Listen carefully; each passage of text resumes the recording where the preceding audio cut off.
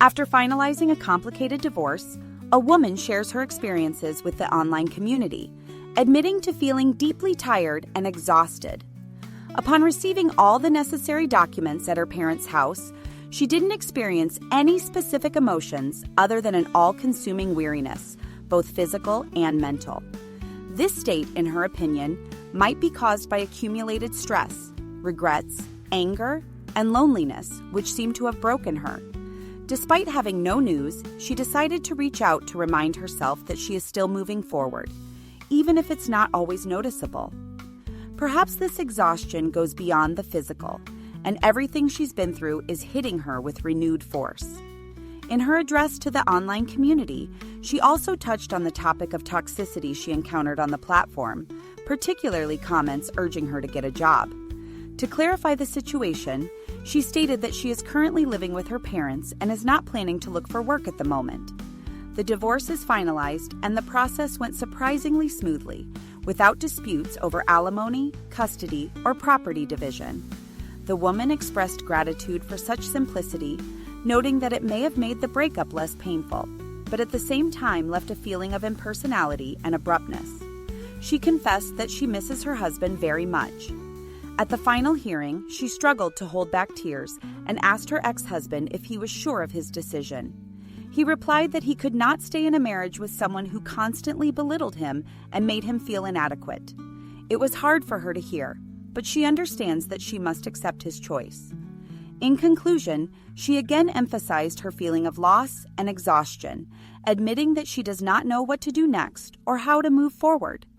She is trying to make sense of what happened and hopes that she will be able to find clarity over time.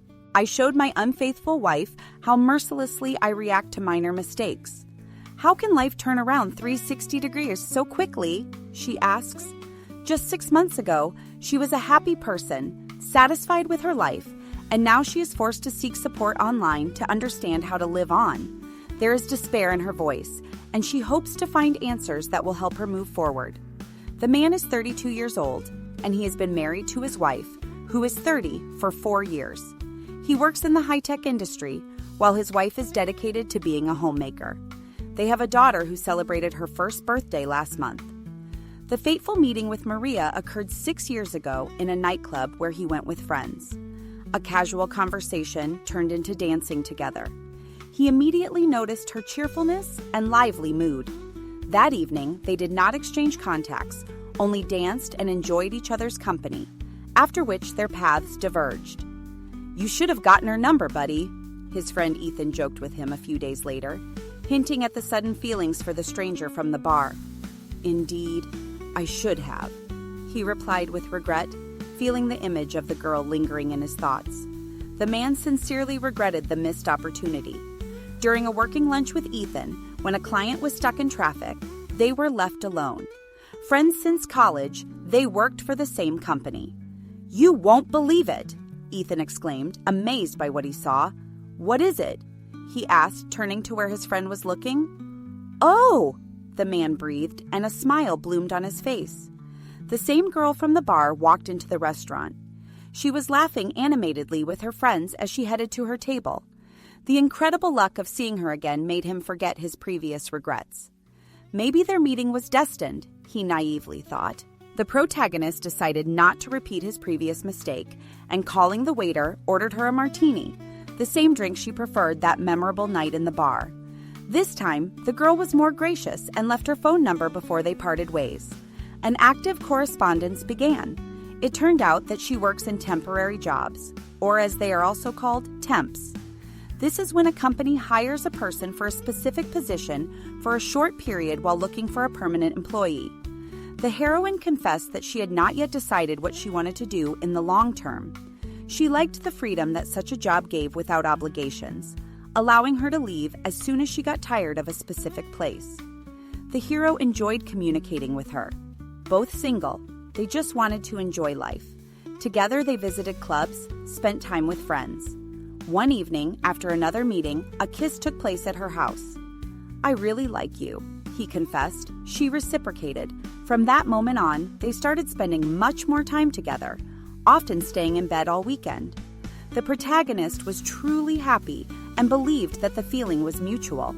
Maria was extraordinarily beautiful, and men couldn't take their eyes off her. He couldn't believe his luck. She would tell him how guys flirted with her everywhere. It didn't surprise him, as it wasn't just about her beauty. One evening, when the author took Maria out to introduce her to friends, he noticed a certain nuance in her behavior.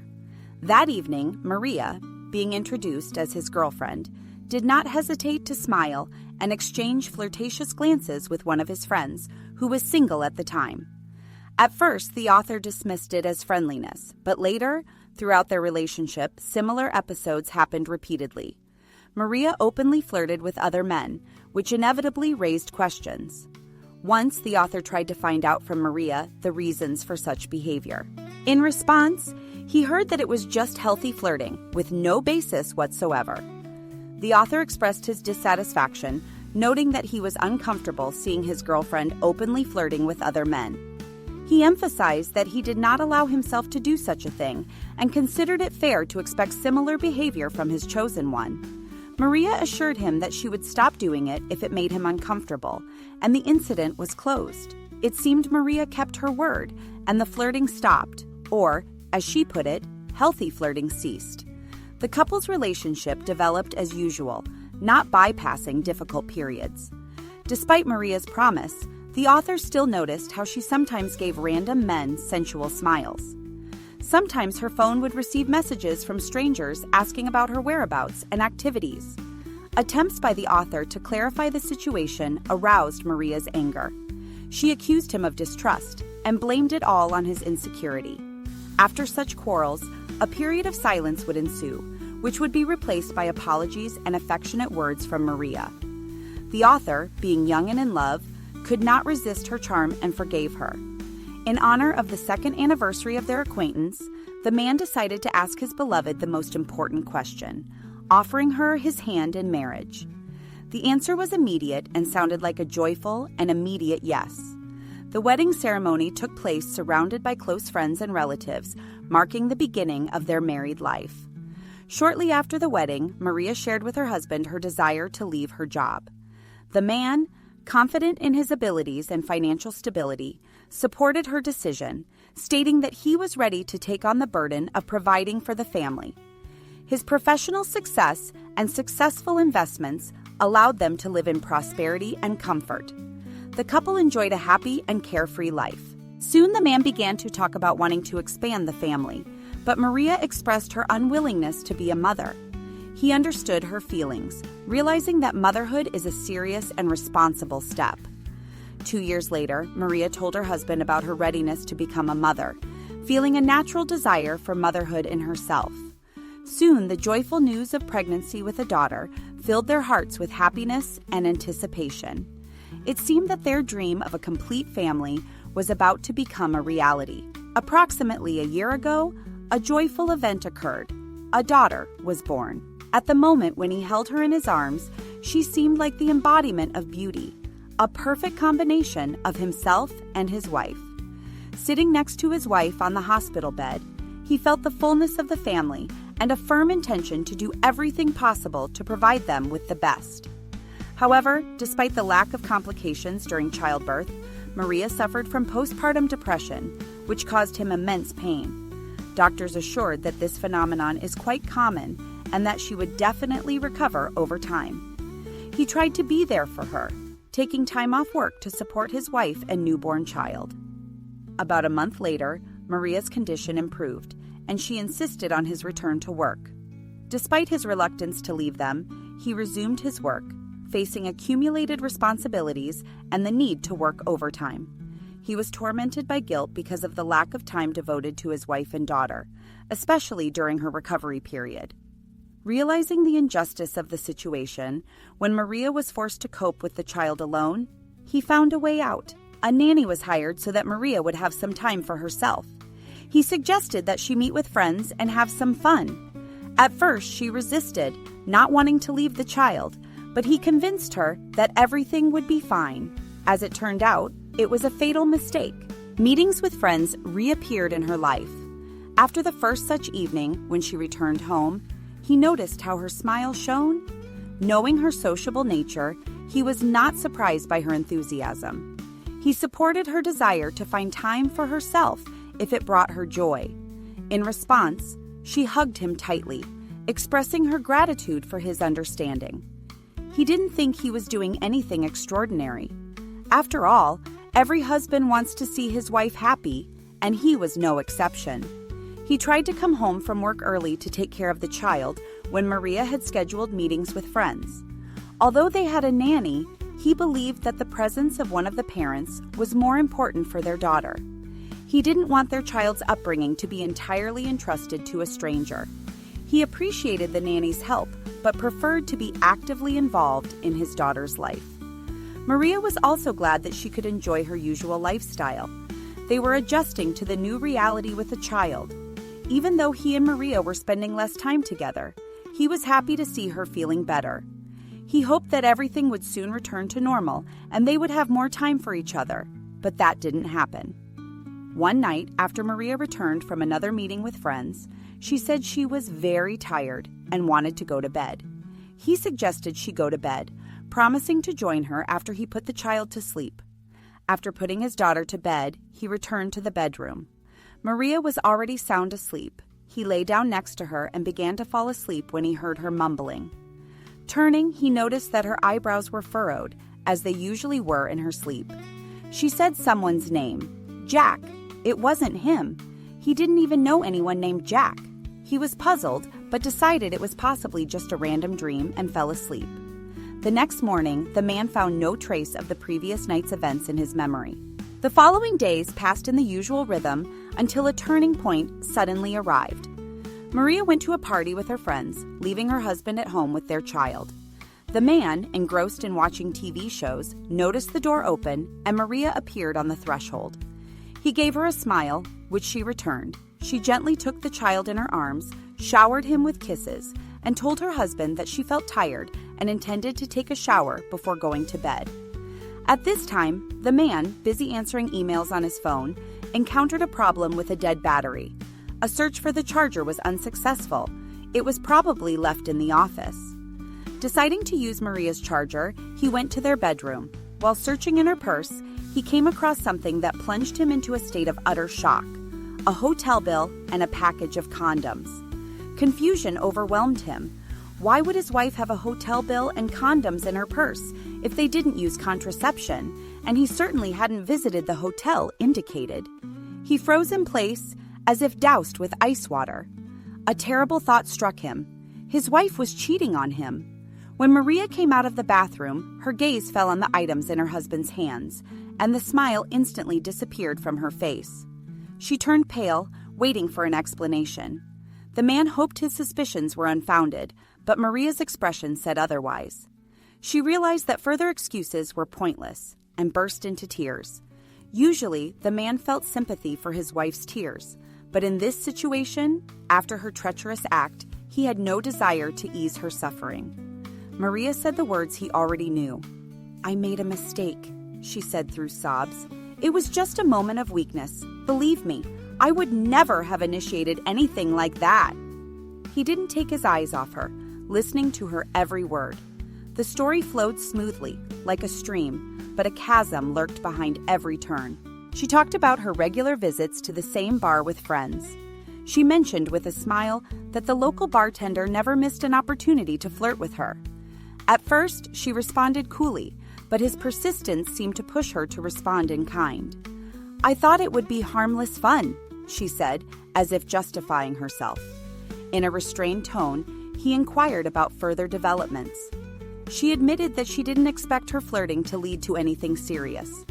In her plans, it was just a lighthearted pastime, an echo of days gone by. "He kissed me," she whispered, and these words, like shards of glass, pierced his soul. "Were you alone?" he asked. She explained that her friends had already left, and she decided to have one more drink before calling a taxi. Suddenly, the bartender was next to her. He probably interpreted her flirting as a sign of interest and kissed her. "I couldn't stop him," she blurted out, as if trying to free herself from a heavy burden. "What do you mean you couldn't stop him?" he asked, not believing his ears. I returned his kiss, and then everything happened as if in a fog. "I woke up in a hotel room," she said, avoiding his gaze. He sensed something bad was coming, but the reality turned out to be more bitter than his darkest expectations. "Did you sleep with him?" he asked directly, wanting to hear a denial. Instead, she began to make excuses, stammering, "I don't know what came over me. It was madness. I'm sorry, it only happened once. It was a stupid mistake." "What's his name?" was the next question. "Jack," she whispered, as if uttering a sentence. He imagined this stranger touching her in their bed. He was speechless. This woman, daring to betray him with a random guy at a bar, now called it a little mistake. A little mistake, he thought. She knew perfectly well what she was doing and was now trying to downplay her actions.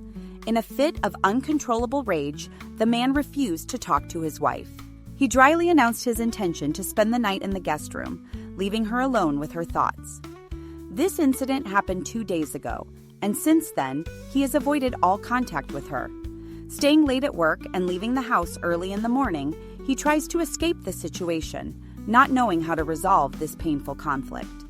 In despair, he turned to the participants of an online forum for advice, hoping to find a way out of this difficult situation. It has been 2 weeks since that fateful night when he learned of Maria's infidelity. Initially, he avoided her, unable to look her in the eye. However, the days passed, but the situation did not change, and he could no longer bear this tension. In search of oblivion, he went to a bar, where he drank to a state he had not remembered since his youth. Overcome with a desire for revenge, he decided to teach his wife a lesson, showing her the consequences of her actions. Noticing the attention of a stranger, he, usually ignoring such signs, this time decided to act. He brought this woman to his house, openly demonstrating his disregard for his wife's feelings. Leading the guest into the living room, he deliberately asked her to kiss him, and she readily agreed. He allowed this kiss to continue, knowing that Maria was watching the scene. His goal was to inflict the same pain on her that he felt when he learned of her infidelity. Hearing her sobs, he felt satisfaction from the accomplished revenge, believing that she deserved these sufferings. He believed that she had created this chaotic situation in their house, and now she must reap the rewards of her actions. The man interrupted the conversation with the woman, hearing his daughter cry, and tactfully asked the interlocutor to leave. She, expressing dissatisfaction, obeyed. He went to the crib, picked up the baby, and soon her crying subsided. The child brought him long-awaited peace. Putting his daughter back, he returned to the living room, where he saw Maria covering her face with her hands. "I know you wanted me to see this," he said, implying that she was deliberately showing her suffering. Without waiting for an answer, the man went to the guest room. The next morning began with a terrible hangover. In the kitchen, he found Maria busy making coffee. Even her presence caused him a fit of anger, so he tried to avoid communicating with her. "I made this for a hangover," she said, handing him a glass of some green liquid. The headache was unbearable, but he didn't need her help. "Don't pretend to be my wife," he snapped. "But I am your wife," Maria replied, as if his words had deeply wounded her. "Oh yeah? You didn't remember that when you slept with someone else, did you?" He had no desire to participate in her drama. Grabbing a bottle of water from the refrigerator, he returned to the guest room, took medicine, and felt some relief. The author felt remorse for his actions last night, but not because of the moral principles of marital fidelity. This issue was resolved for him when Maria indulged in pleasures in someone else's hotel room. The reason for his torment lay elsewhere. The act did not correspond to his nature. He realized Maria's heartache, heard her sobs, but that was not enough to quench his thirst for revenge. He craved her suffering and intended to intensify it. To this end, he turned to his lawyer with a demand to immediately prepare the documents. The lawyers promised to fulfill his request within a day, and indeed, the next day the papers were delivered directly to his office. He anticipated the moment when Maria would see these documents, imagining her reaction. However, when he was about to leave work, the phone rang. It was Maria, for the first time since that fateful night. She said that she had returned home. He answered the call, assuming that it would be about their daughter. "I went to the mall to shop, but I was told that the card was blocked," she said. This was her first call after the incident, and the reason was a blocked bank card. "I understand," "Yes, I blocked it," he replied. Shock pierced her voice, and she began to reproach him for not having the right to do so. He had no time for her hysterics. He snapped, "I'm afraid I already have," and hung up. Maria was waiting for him at home. "You can't buy much if you don't have any money," he stated. Without wasting any time, she began accusing him of depriving her of her livelihood. "I know you're upset, but don't act like a child," he responded. There wasn't a shred of modesty in this woman's behavior. The man emphasized that the financial resources she had access to belonged solely to him. He explained that he had previously been happy to provide her with everything she needed because she was his wife. However, his patience had run out, and he declared that he was no longer willing to spend his money on an unfaithful wife. In response, Maria countered, pointing out that legally she was still his wife and therefore entitled to his finances. These words elicited a smirk from the man. Confusion crossed Maria's face as she tried to understand the reason for his reaction. He, in turn, was quick to explain that her status as his wife would soon change. The man handed her divorce papers, and sudden realization dawned in her eyes. The documents clearly stated that the reason for the divorce was her infidelity. The man's lawyer had assured him that they would obtain full custody of their daughter since the divorce was initiated due to Maria's infidelity. Furthermore, she would not receive a penny of his fortune. The man was willing to pay his lawyer handsomely because his goal was to deprive Maria of everything he had once provided her. He wanted her to end up on the street, without any means of support. Maria had no assets or savings of her own, other than the money she received from him.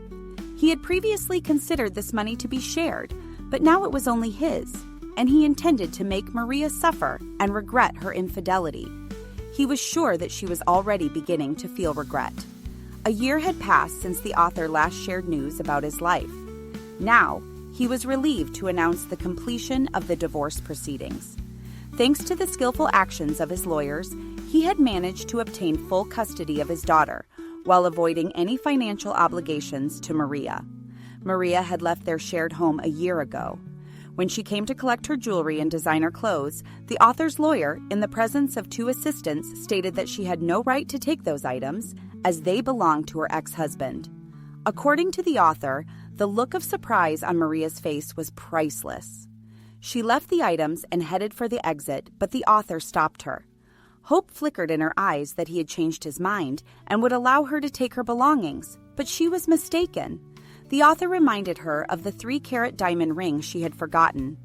He stated that he did not intend to let her keep it.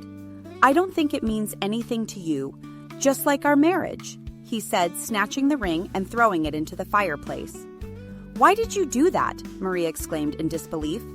"I didn't want you to have it, but I'm not going to keep it either," the author replied calmly. Maria, according to the author, felt humiliated and left the house. They haven't seen each other since. The author reports that Maria has no money or housing. The last news about her was that she was living with friends until they kicked her out. She hasn't even tried to see her daughter, which suits the author just fine, as he doesn't want to see her negative influence in their lives. He expresses complete satisfaction with his life with his daughter. The author thanks everyone who followed his story for their comments and advice, which helped him to openly share his experience